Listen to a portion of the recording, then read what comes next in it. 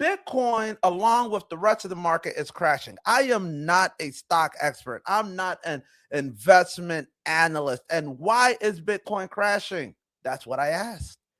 Trading View. And here's, let me get into it. What this article says. All right. Like Bitcoin was at its high at about 120 something thousand.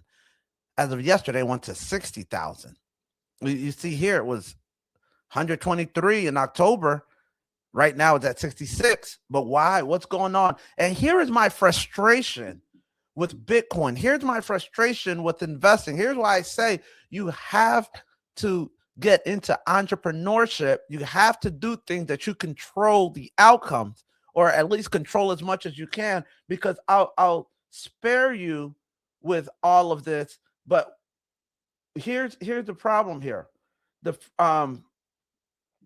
here, what happened to the Bitcoin 21 million hard cap? Remember, Bitcoin became valuable because they're saying there's only a limited amount. There's a finite amount. And they're saying the hard cap still exists on the chain, but Bitcoin's original value proposition relied on two things: fixed supply and no hypothecation.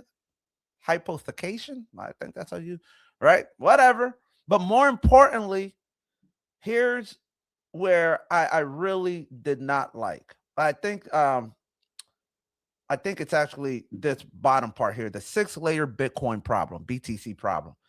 Crypto Nobbler points to what he calls the synthetic float ratio. The idea is simple. They're saying the idea is simple here, guys. This is why Bitcoin's crashing. One real BTC can now simultaneously back an ETF share, a futures contract, a perpetual swap, an options delta, a broker loan, and a structured note all at the same time. That's simple. What? What the are you talking about? If that's simple, when I'm putting my money, what are you guys doing in the background with all of this stuff? Take this off.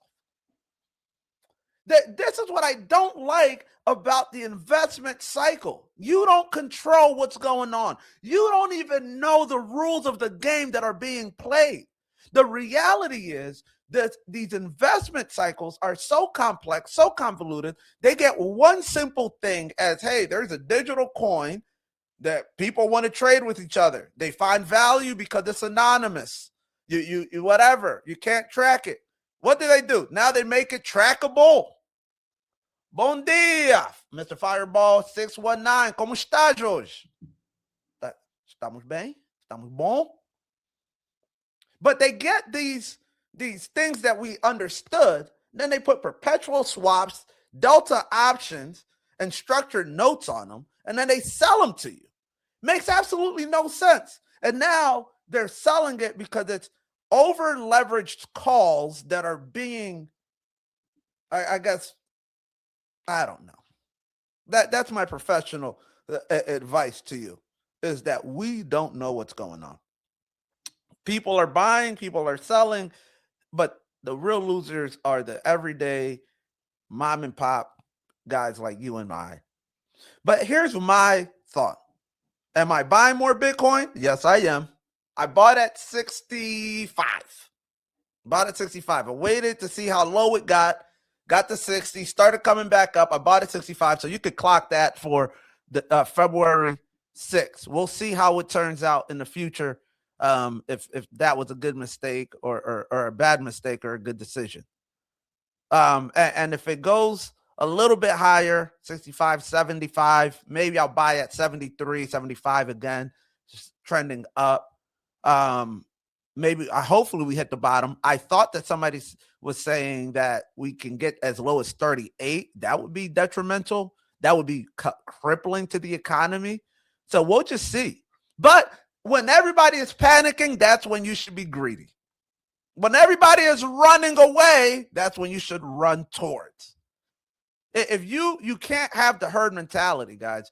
But most importantly, it also depends where you're at in your life, where you're at in your investment journey. If you're 68, if you're 70 years old, should you be investing your retirement in this? Absolutely not. But if you're 20s early 30s. Should you put some money into these volatile systems? Absolutely. Why not? What do you have to lose? $1,000, $2,000. Okay, it might be worth the gamble. At this point, that's all it really is. I don't even know if it's systematic investing anymore, if it's just really gambling the way how volatile these things are. But yeah, so we're gambling a little bit with Bitcoin. And if your professional investor broker friend doesn't tell you that this is a pure gamble, it's not creating anything. Bitcoin's not creating anything. It's not creating real value. There's no blah blah blah blah. It's not practical in its traditional sense. It's not like you're investing in a company that says, well, this company is small, but next year they're going to develop a new technology that's going to help save 1 million people through heart transplants and like whatever, a medical device, and they're going to scale it. No, Bitcoin's all it is a contract. It's a note. It's something that you trade. It's like this little Sam's Club card. It has that you can't use. If you couldn't really use this at Sam's Club, you could just give it to other people. What can you really, what value does it really bring? But with that being said, you have to play on other people's greed. If they want to be greedy, okay, I'm not going to be, but I'm going to play the game knowing and understanding that other people are going to try to be greedy. And hopefully I'm on the right side of that caution, of that financial investment gamble.